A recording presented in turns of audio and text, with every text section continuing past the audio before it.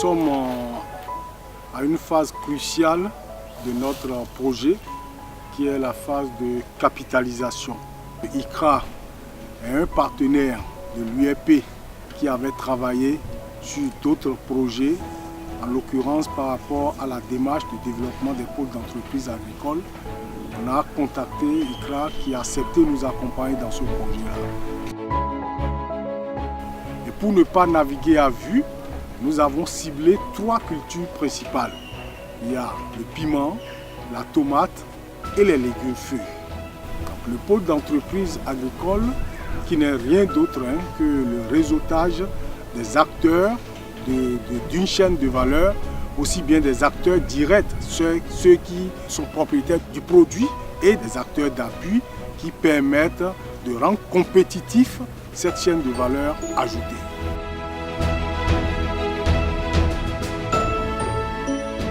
Nous avons formé les gens sur la fabrication et l'utilisation de compost.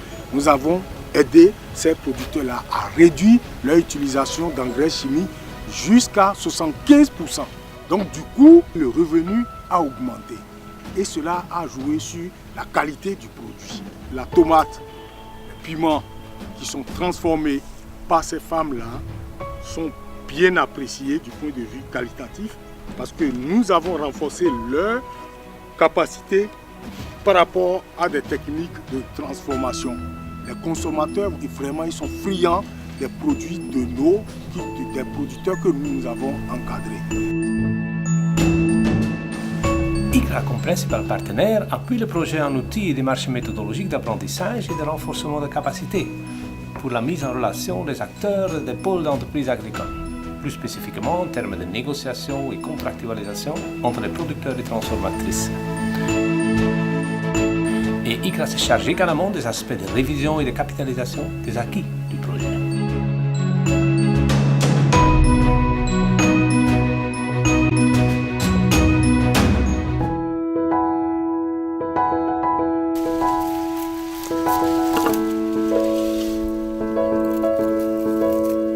La variété de tomates qui est dans ce champ-là, c'est la variété Akrincon. C'est une variété endogène. Les variétés endogènes marchent très bien avec l'association et tomates vivriers comme le maïs, le manioc et autres.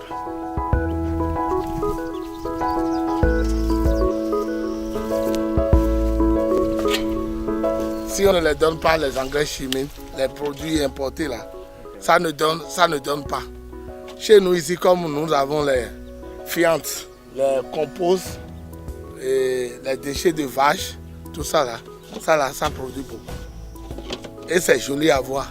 Le goût est totalement bien plus que les choses là. Et ça dure encore. Eux-mêmes, ils ont trouvé comment est-ce que la variété locale a réagi, sa résistance par rapport aux autres variétés, et aux maladies et à la sécheresse. Et l'aspect post-récolte, comment ça a duré avant de ne pas pourrir, tout ça. Les producteurs eux-mêmes, ils ont observé ça. C'est au cours des formations qu'on nous a montré. Ils ont fait que tous les producteurs dans la localité là sont réunis. Et chacun d'entre nous là, celui qui a ça là comme son produit, il va expliquer le temps que ça dure avant de faire tout là. Ce qui est encore très bon pour nous là, l'UEP nous a aidé à apprendre comment on ne va pas utiliser assez d'engrais chimiques. C'est à cause d'eux qu'on a eu les formations de ça. Et après, c'est eux-mêmes qui nous ont appris à faire le compost nous-mêmes. Aujourd'hui, maintenant, c'est à cause de la formation maintenant que je deviens maintenant un maître de compost maintenant. Moi-même, je fais ça, j'utilise ça. Au départ, on a commencé avec un petit groupe de paysans, environ 12 comme ça, mais aujourd'hui, ils sont plus de 50 à adopter cette pratique-là. Cette récolte est destinée prioritairement à la vente directe. Et il y a des petites unités de transformation qui viennent aussi prendre quelques petites quantités dedans. C'est à cause d'eux maintenant, à cause de les formations maintenant, qu'on sait qu'on vend en groupe là. On trouve le marché et on fait le contrat avec les transformateurs, les transformatrices. Il y a une coopérative à Toricada qui s'appelle Espoir Wenoussou qui fait la transformation de tomates en purée. Nous allons récolter pour cette coopérative pour la transformation. Ici, nous sommes sous le groupement Espoir sous de Tori Kada. Donc, pour la transformation de la tomate en purée, après l'approvisionnement, il y a le triage. On enlève les tomates cassées, les tomates qui ont déjà commencé à pourrir, on les sépare. Après le triage, maintenant, on fait le premier lavage. Après le lavage, on passe à l'enlèvement des pépins, les graines. Après l'enlèvement des graines, on passe à la première cuisson. Après la première cuisson, on va au moulin pour moudre la tomate.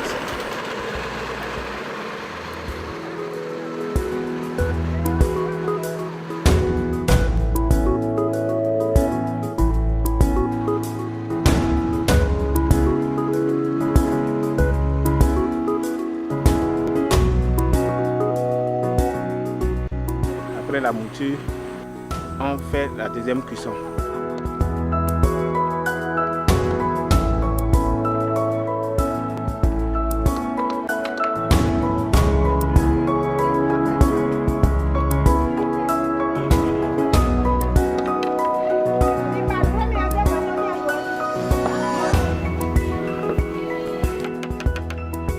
Après la deuxième cuisson, on fait la mise en bouteille.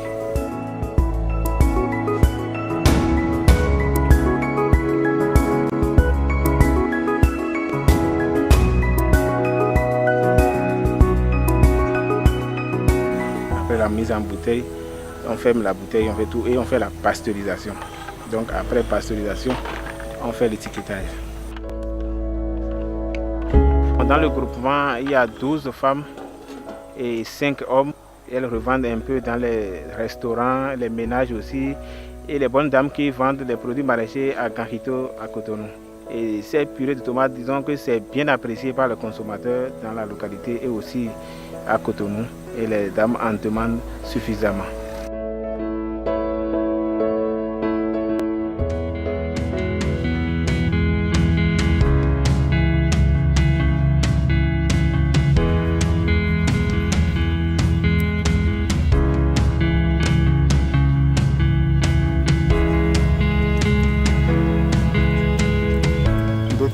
Ici, j'ai fait 2 variétés de piments différentes.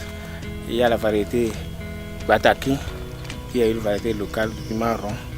Il y a aussi le piment long et la Dilobo, qui est aussi une variété locale. Je fais cette variété parce que, d'abord, à partir de l'approvisionnement en semences, c'est nous-mêmes qui le faisons. C'est nous-mêmes qui extrayons les semences. Et c'est facile à trouver, ça résiste à la sécheresse et autres. Quand on amène ça au marché, on vend très rapidement, les consommateurs apprécient beaucoup. Dans les relations avec les acteurs, il y a les transformatrices, il y a les femmes revendeuses qui viennent payer les piments chez nous. Il y a l'URP qui vient nous appuyer aussi en technique de production et aussi comment sélectionner les variétés résistantes et les cultiver. Et il y a tout ça là, les institutions de microfinance, il y a l'URP qui nous accompagne vers ces institutions pour avoir du financement. Nous sommes dans un groupement, mais chacun a son champ individuellement. Nous travaillons individuellement, mais le groupement, on rassemble tous les produits, nous vendons de façon groupée au sein du groupement. Et nous allons aux formations ensemble et nous faisons un champ quotient solidaire.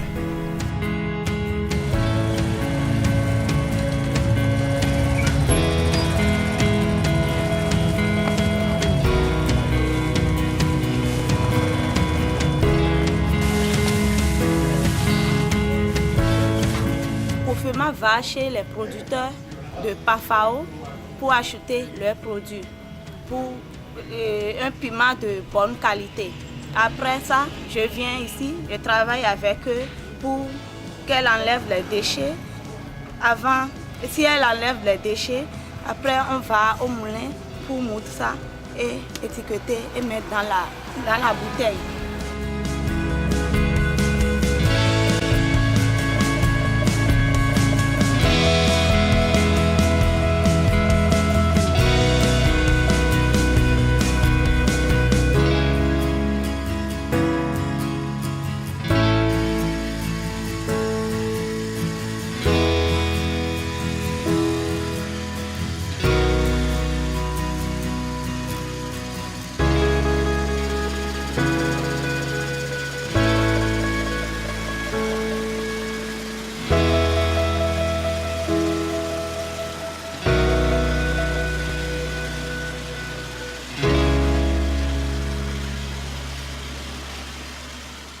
Maintenant, on amène ça, c'est le séchoir.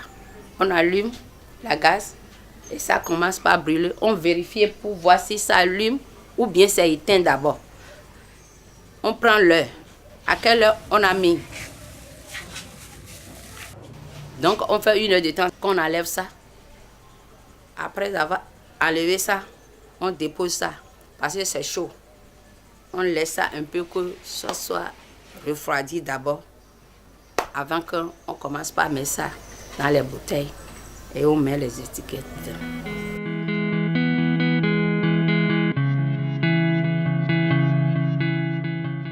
Nous sommes 12 femmes dans la coopérative. On a présidente et vice-présidente, secrétaire et trésorière. Si on veut acheter quelque chose, n'est-ce pas, c'est ensemble qu'on décide que voilà, le piment est fini maintenant. On n'a plus de piment. Comment on va faire? On donne la parole aux gens. L'autre vont dire, ah, le piment est fini, on va aller acheter. Si on dit, ah, si les gens décident qu'on va aller acheter, là, on demande pour combien qu'on peut acheter. Donc on va vite vendre ça. Et c'est là qu'on décide maintenant que ah, c'est 100 000 francs qu'on va acheter. La secrétaire aussi accepte, les présidents acceptent, on prend, on signe. Et celle qui a dit, prend la décision, va dire maintenant c'est fini, on va aller chez les producteurs pour acheter.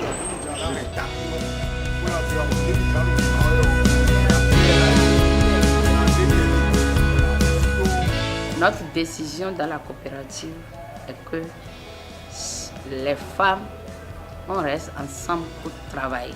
Mais si tu n'as pas demandé la permission, on écrit que tu es absent et on va compter tout ça là pour les fins d'année. Parce que les fins d'année, on fait resto. Chacun prend quelque chose pour aller à la maison pour fêter avec ses enfants. On partage selon ce que tu as fait. Si tu es absent, tu vas demander la permission. Si tu n'as pas demandé la permission là, ça ne peut pas y aller.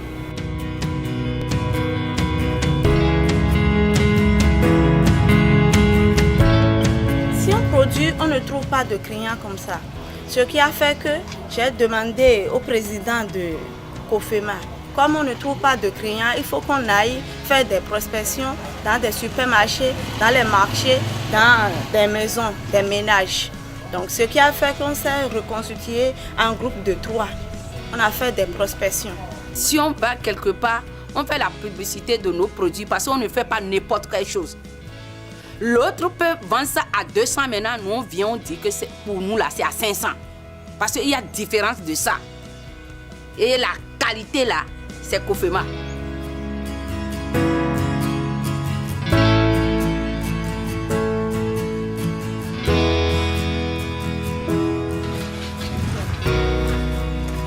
On a l'habitude d'utiliser ça à la maison. Comme il n'y a pas de mélange et tout, on a apprécié, donc on a voulu continuer avec. On s'est abonné à votre coopérative pour toujours acheter ça.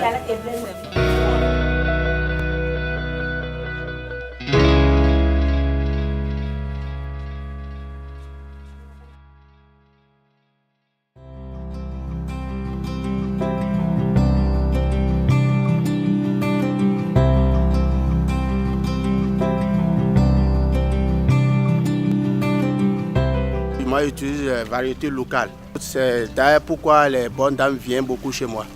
Parce que moi, on faisait la variété variée avant. Mais quand ils ont travaillé avec nous, le coordinateur et animatrice, le projet PAFAO 2016, là, il nous a dit que le préférable, on va utiliser nos produits locaux. Donc ça a fait que quand moi j'ai commencé, ça donne beaucoup plus que les autres. Les feuilles locales, par exemple le Grand Morel, si c'est les autres qu'on exporte, on achète l'avant là. Si tu coupes 1, 2, c'est fini. Tu vas déraciner. Mais par contre, les locales là, tu peux couper jusqu'à 8 fois. Par exemple, ce qui est là maintenant, on a déjà coupé 3 fois. À cause des innovations introduites au niveau des producteurs par le projet PAFAO, ici maintenant ils arrivent à extraire eux-mêmes la semence. Nous sommes dans un champ laissé déjà pour la semence et ces graines que nous voyons ici, c'est pour l'autoproduction de la semence que le producteur a laissé ça. C'est le projet PAFAO qui les a appris à utiliser les semences endogènes jusqu'à ce niveau. Les graines là, qui deviennent jaunes comme ça là. C'est ça qui est bon. On coupe maintenant à 2 ou soit à 4 comme ça là. Et on met l'eau là-dessus. En mettant l'eau là-dessus, on laisse pendant 2 jours. 2 jours après, on presse ça maintenant. En pressant, on enlève l'eau qu'on avait laissée là-dessus et que ça a fait 3 jours. On enlève ça. En nettoyant et en finissant, on prend un passoire et on verse là-dessus. Et ça devient propre. J'ai fait le jardin pour protéger mes enfants. Ils sont tous partis à l'école, dedans, tout et tout. Ça m'a porté beaucoup bien.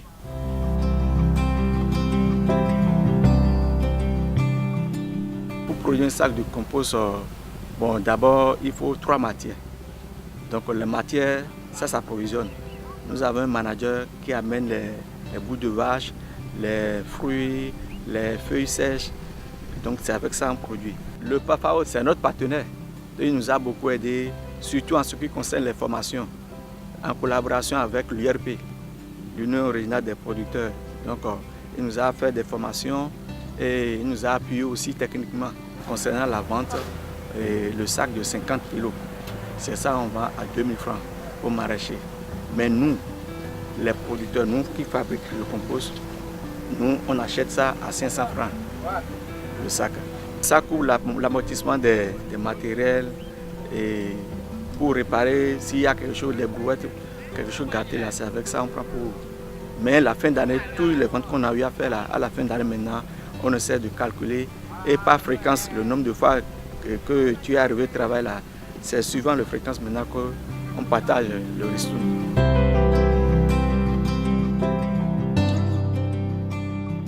On essaie de produire nos légumes avec moins de produits chimiques, moins de pesticides pour ne pas intoxiquer la population. C'est ce genre d'appui qu'on a au niveau du PAFAO par l'intermédiaire de l'URP. Et on essaie de nous réunir parce qu'on n'est pas installé sur un site pour pouvoir se donner des conseils.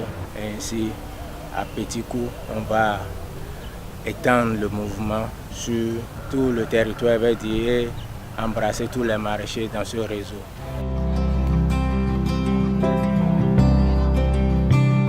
J'achète les légumes souvent au jardin. Je trouve les légumes très bons.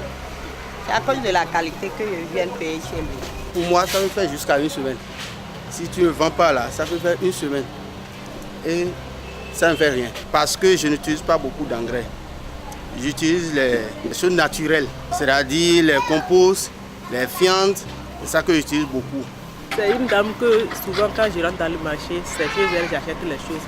Tout ce qu'elle vend là, tout est bon. Il y a d'autres qui vendent des légumes qui ont des trous avec les choses là sur ça, mais pour elle là, tout est bien vert.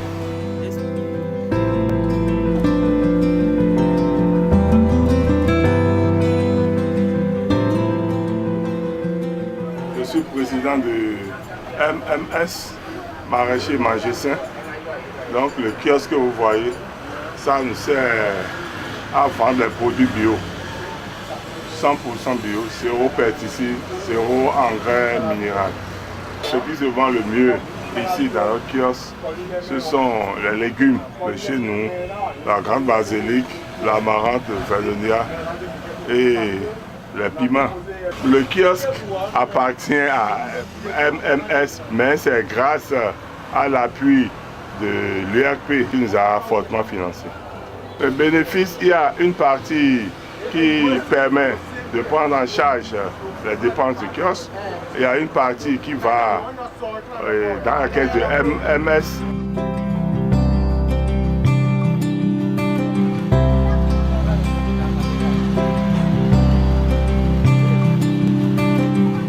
Le système de vente de paniers de légumes, c'est sur commande. Les ménages appellent le numéro des producteurs et les producteurs envoient le panier de légumes. Ça varie de 1500 à 5000. Ça dépend ce que la personne a commandé à semaine. Au moins chaque ménage prend 4 fois, 1 fois par semaine. Ça fait 4 fois par mois.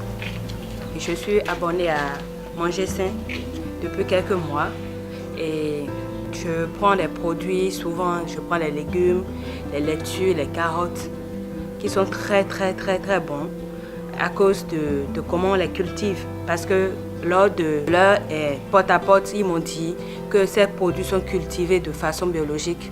Donc ça m'a intéressée, c'est pourquoi je me suis abonnée à eux. Mais j'ai vu que ce sont des produits sains qui me font du bien, donc j'apprécie beaucoup leurs produits.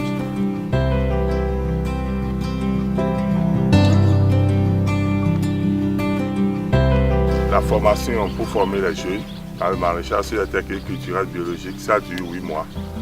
Et après ça, on leur donne les attestations et le diplôme.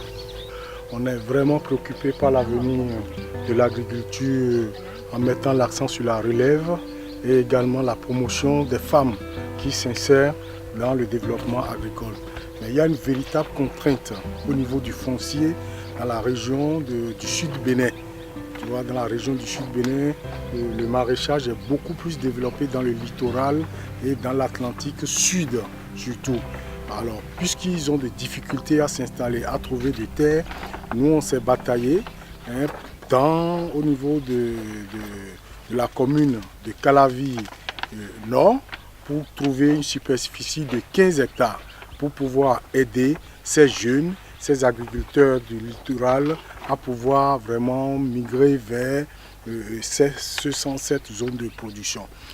L'avantage que cela pourrait nous permettre d'avoir, je dirais, un village maraîcher où on pourra faire vraiment beaucoup d'investissements et les innovations, l'introduction des innovations va être beaucoup plus facile. Donc nous ne voudrions pas que ces jeunes que nous allons aider à s'installer perdent le temps dans les anciennes pratiques que nous sommes en train de déconseiller.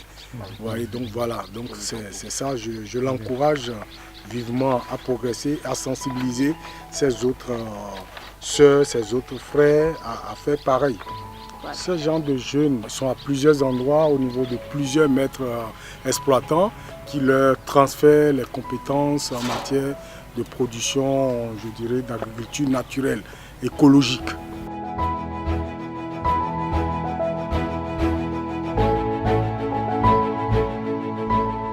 Le film montre que les villes du Bénin présentent bien un marché pour les produits locaux de consommation.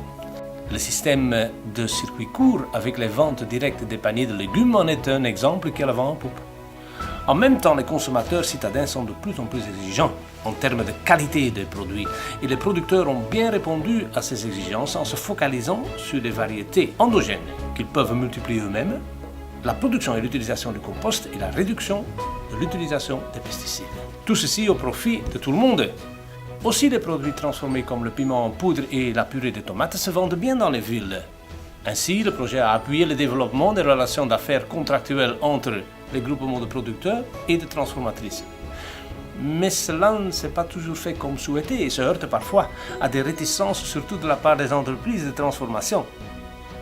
Mais cela n'a pas découragé en même temps l'URP. Et on a clairement compris que la construction des relations d'affaires prend du temps et demande du coaching pour petit à petit instaurer un climat de confiance et montrer surtout aux femmes et aux jeunes qu'il y a de l'avenir dans l'agriculture et le commerce des produits locaux de consommation.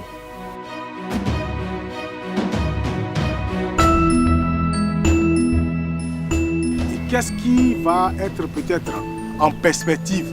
On a constaté que les consommateurs ont commencé par parler bio. Nous voulons une production des produits bio, Alors que ce mot, c'est un mot consacré. Moi, je m'en méfie parce qu'avant que tu ne déclares un produit bio, il faut que ça soit certifié. Alors donc nous, maintenant, nous voulons voir un groupe pilote que nous allons accompagner dans un processus de production biologique qui sera certifié et après, on pourra passer à l'échelle pour que beaucoup puissent rentrer dans ce processus-là.